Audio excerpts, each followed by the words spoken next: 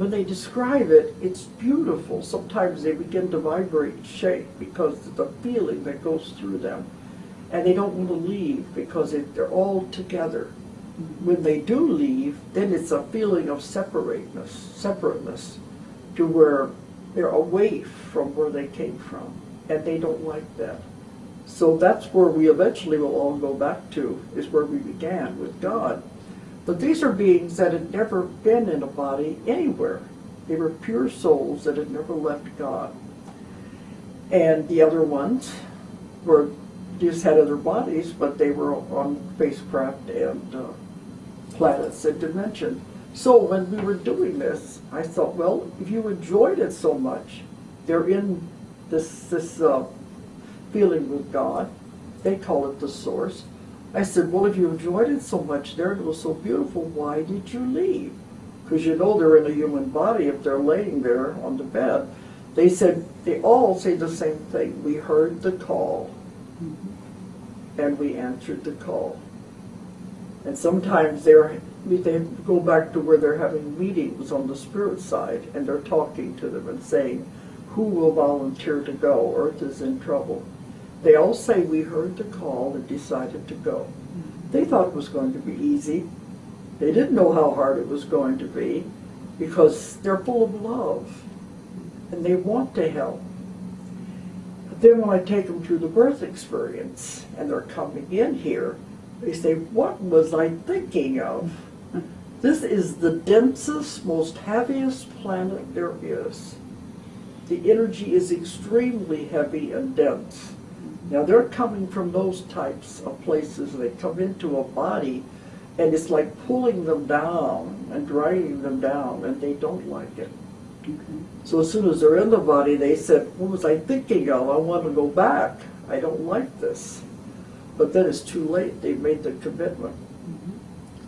But what people don't understand is once you enter the body in any life, even the ones from for past lives, as soon as you enter the body, you forget, because that's the way it's supposed to work. It doesn't make sense to me, but they say it does. Because when you come in, the blinders come down. I've taken them through the birth experience, and they're saying, I gotta remember. And then when they're born, they'll say, I don't remember anymore. It's all gone. And I asked them one time, wouldn't it be easier if we could remember why we came? If we could remember our assignments, if we could remember our association with other people? They said, no, it wouldn't be a test if you knew the answers. So we come in with everything taken away, and we have to fumble through it all to find our way back. So the three waves are what is the difference between them? Okay. The first wave would be those first ones that were born. So I like to think they're in their late 50s. Some of them say they're early 60s, which would still fall in with the category. And I found some that are kind of overlapped between the three waves. But the first waves that came in had the hardest time of all. They don't want to be here. And I hear that time and time again when I have clients, that all my life I don't want to be here. I don't like it here. They don't like the violence. They can't take it. Why are people so mean to each other? They always say, I want to go home. And I don't know where home is, but it's not here. I have people tell me that they remember as a child standing in the kitchen talking to their mother saying, I want to go home. And the mother will say, but you are home. They say, no, this is not home. I want to go home. But they all feel like they don't belong here. They don't want to be here. It's nothing about it they like at all. And they have a difficult time, even though they have a good family, they have a good job. You think they'd be happy? They're not. And many of them in the first wave have tried to commit suicide. Even my last client said he didn't follow through, but they would contemplate it and plan it out because they want to get out of here so bad. And you can imagine what that would have been like in their teenage years.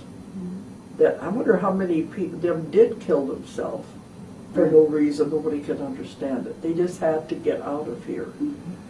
But they come that far, but of course suicide's never the answer. But those people have had a very hard time. But when I've worked with them, then they say, all right, I don't want to be here, I don't like it, but I'm going to stay because now they know what their assignment is and they have to do it. Now these people in all of the first and second waves are come in with what is called a sheath or a coating over them, their soul, so they will not accumulate karma. Because that's the idea. Come in with no karma and don't accumulate any, because if you accumulate, you're going to have to come back again. So it's more or less like it bounces off of you. Because they said karma is like sticky flypaper. You get into it, and you're caught in it. That's what it feels like. So you're saying the second wave also had the same kind of thing about their coming in. In other words, that karma would not stick to them. Yes. But what's the difference again then between the second and the Okay, first? the first wave, I say, are in that age group, maybe 50s now. Right. And the second one are younger, like late 40s, 30s, but they had an easier time of it. They came in, they don't feel as alienated as the first group did. They are what are called channels, are antennas of energy. They are here just to be. You don't have to do anything. And some of the people, like this last client, said, well, I want to know what my assignment is. It must be something big. And they said, no, you're just here to generate energy. Mm-hmm. They to hold the frequency is yeah, and raise the to frequency. help raise the frequency of Earth and people. So you can see how they're influencing people, the ones who are caught in karma, by being around these kind of people. But they generate the energy, comes through them. And they say they could walk through a mall of people and affect everyone that they come in contact with. It's the energy just emanates out of them and also goes into the earth. So they are doing a valuable service. But many of these people in the second wave, some don't get married. Even the first wave don't get married because they don't feel right. Sometimes they'll try it to fit in, but it's never the way it should be. They don't feel comfortable with it. But so I believe you also said that was it the first wave or the second wave that doesn't have kids? a lot of them don't second want wave, children because they realize on this other level, none of this is conscious, they realize that on this other level, having children creates karma. And they don't want that. They want to get in here, do their job, and get out. Go home. Go back to where they belong. They don't want to be stuck here. Now, So what about the they third live a kind wave? of a lonely life. Many of them work at home. They don't go out and work. They work out of the home, and if they do get married, it's usually someone who's like them. And I found some that have found each other. But they are very gentle people, but they just don't make waves. So they're a little different than the first wave. I asked them one time, why did the second wave have an easier time of it? Because the first wave was much more difficult on them, where they wanted to commit suicide.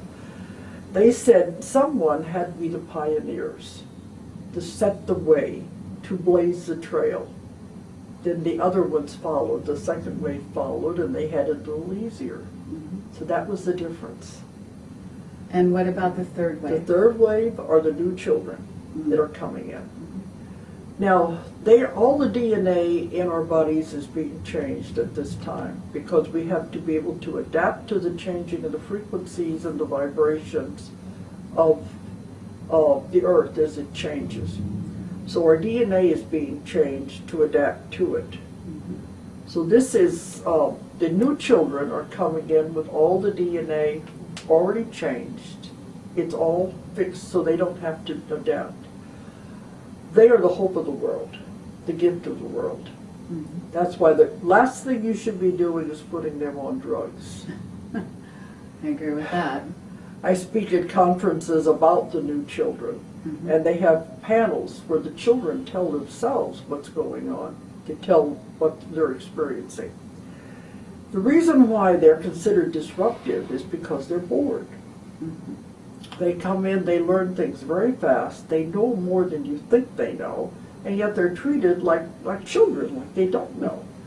Because they said, in a class, the teacher will ask them the answer to a question, and they'll tell them the answer to the question. And they'll say, how did you find that answer, especially in math? They say, I know it. That's not good enough for the teacher. Sure. And so a lot of these people just know the information. And then they say it gets so boring because the teachers have repeating. They said, I got it the first time, but yet they keep going over and over with the class. So that's why they get disruptive. They're bored. Sure. So they said, the ones I work with on the other side, they say the best thing you can do with these new children is to give them challenges. Something to do away from the other classroom. Well, even if they're in the room. They said even if you give them something to tear apart and put back together again, it's giving them something to do with their mind.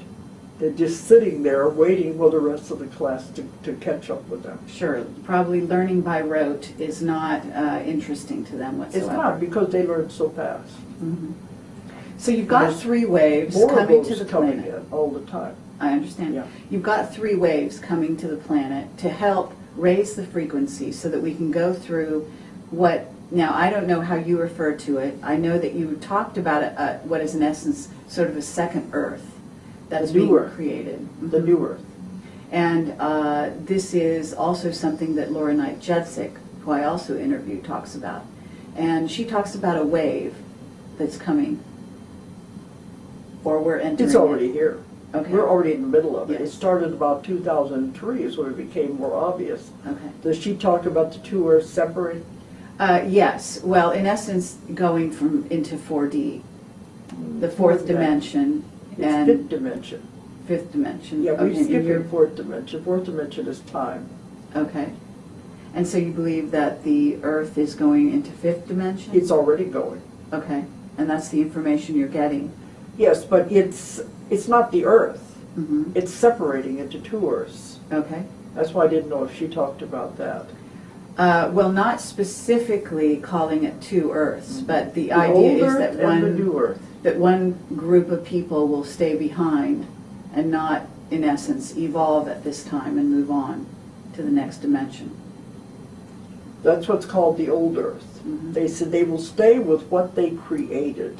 Mm-hmm. And that's all the turmoil and the violence and the wars and the catastrophes that are going on. That's the old Earth. Okay. And then the frequency that's being raised, how do they describe the new Earth being created, then the people going to the new Earth? It's beautiful. It's wonderful. Mm-hmm. It's it's like paradise. When we Okay. go, they say when you go, step through and don't look back. You don't want to see what's happening with the rest. But it has to do with raising the vibrations and frequencies. Now the planet, you must remember, is a living being. Mm-hmm. It is evolving. It is doing its own thing. Mm-hmm. So as it evolves, it is changing its vibration and frequency to move. It doesn't care if the rest of the world goes with it. It doesn't care if the human race goes with it. We're like fleas on a dog anyway. It just as soon get rid of us. So, But isn't it true there are some people are already going into this other No. Earth? No? no, This is not what you're hearing? No. All right. not until your frequency and vibration is correct. Uh-huh. And are you not hearing that, in other words, that this second Earth has been already prepared? That's something different, totally. In the custodians, we talk about the ETs have prepared another planet.